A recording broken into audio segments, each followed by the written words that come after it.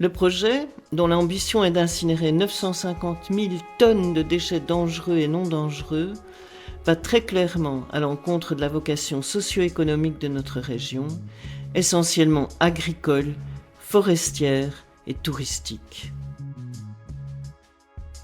La première carte indique l'emplacement prévu actuellement, qui se situe à 700 mètres de la frontière belge et à peine plus de 200 mètres des premières habitations du centre de Givet.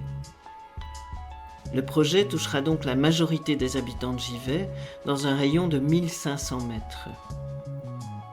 Si le projet sera d'accepter uniquement les déchets de France, de Belgique et du Luxembourg, la position de l'incinérateur est très mal choisie.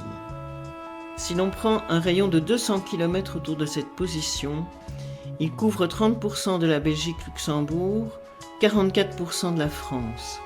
Mais 25% de la zone couverture est inutile, car les déchets ne sont pas supposés provenir de ces régions, à savoir Allemagne et Pays-Bas.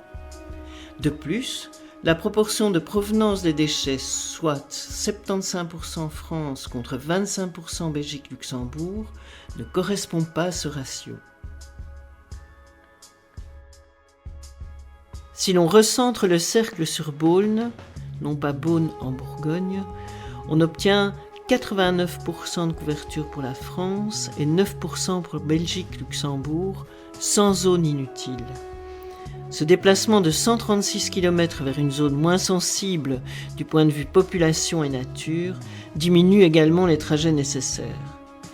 Un calcul incluant les mouvements de camions vers cette zone donne un gain total de 6,5 millions de kilomètres par an, soit une économie de 4 millions d'euros en litres de diesel. Si on prend en compte l'autre version, qui est un rayon de 300 km, la position de Givet est pire. La couverture est de 44% sur la France et de 13% sur Belgique-Luxembourg. Mais 43% de la zone de couverture est inutile puisqu'elle concerne les Pays-Bas, l'Allemagne et même l'Angleterre. À moins que le projet ne s'étende à ces pays, contrairement à ce qui est annoncé. Si on déplace ce cercle à Louhans, on gagne 13 millions de kilomètres par an, à savoir 7 millions d'euros. La couverture revient à 81% France et 11% Belgique-Luxembourg, avec seulement 7% inutiles, et ce, dans une zone moins sensible du point de vue nature et population. En conclusion, l'emplacement le plus rationnel se situe entre Beaune et Louhans.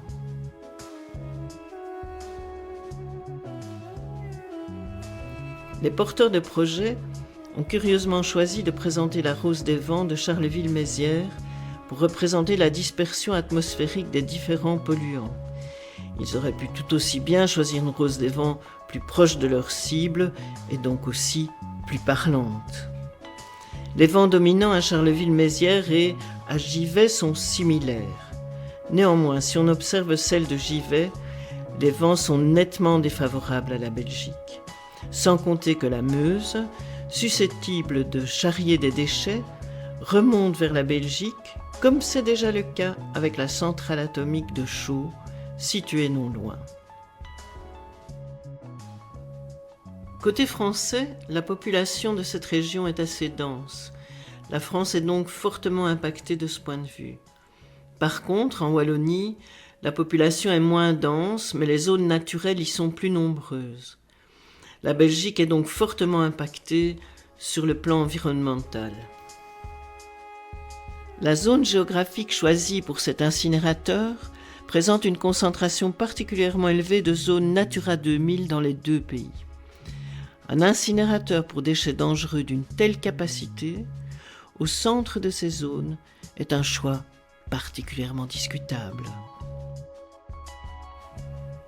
Un projet d'incinérateur de déchets d'imprimerie, lancé en 2011, a été rejeté par le préfet des Ardennes le 29 octobre 2012. Toutefois, en février 2013, l'entrepreneur n'avait toujours pas désarmé. Il a fallu attendre novembre 2013 pour qu'il jette l'éponge, soit 2 ans de tergiversation et d'inquiétude pour les populations. Le préfet actuel aura-t-il le même discernement ?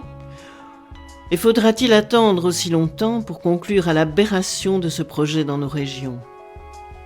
Alors même que le projet actuel est pharaonique avec près d'1 million de tonnes de déchets par an, il faudra s'attendre à un acharnement plus grand encore cette fois de la part de l'industriel, mais aussi de la population et, espérons-le, de leur gouvernement.